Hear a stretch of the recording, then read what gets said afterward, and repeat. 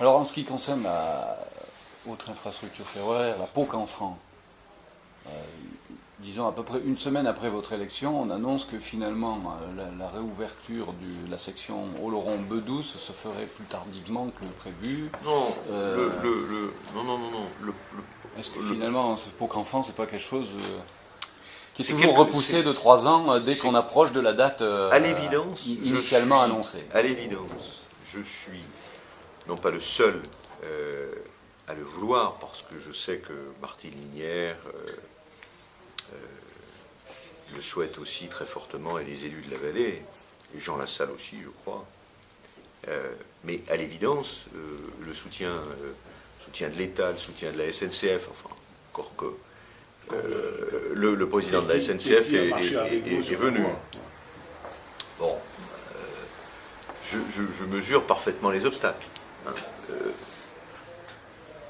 De plus, il y a une nouvelle réglementation aujourd'hui qui vient des accidents sur les passages à niveau, qui font que pour réouvrir une voie, il faudrait déniveler tous les passages à niveau, ce qui doublerait le coût de la réouverture.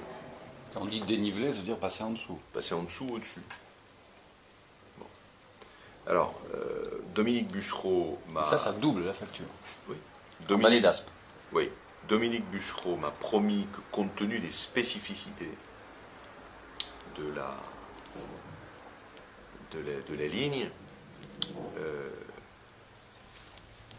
étant donné que ce n'est pas une obligation complète, une étude particulière allait être faite.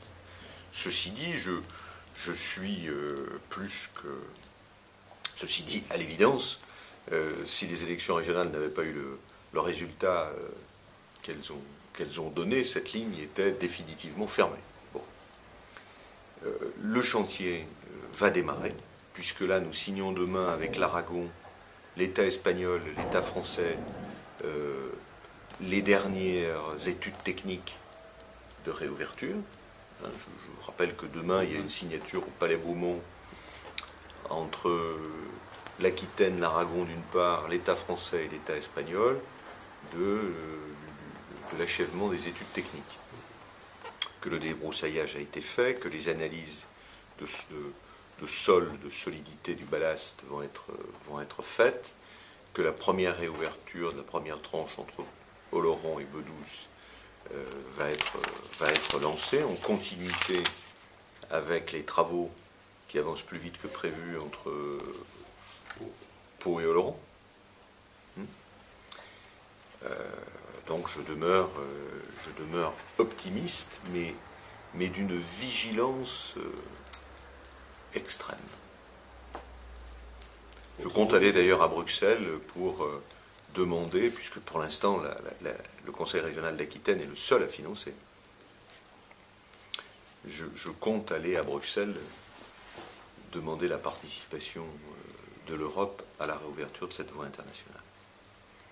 Je ne lâcherai pas le morceau.